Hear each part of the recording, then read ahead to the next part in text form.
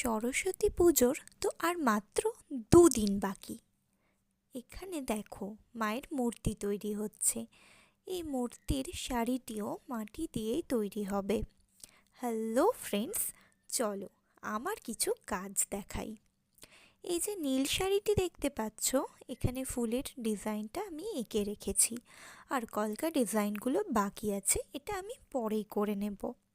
এরপরেই দেখো একটা ইয়েলো শাড়ি।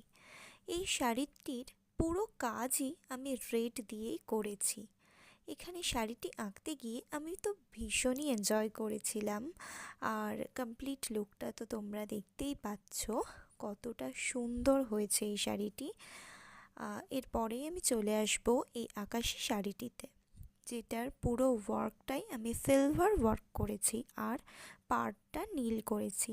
কোন শাড়িটা বেশি ভালো লাগলো অবশ্যই কমেন্ট করে জানাও।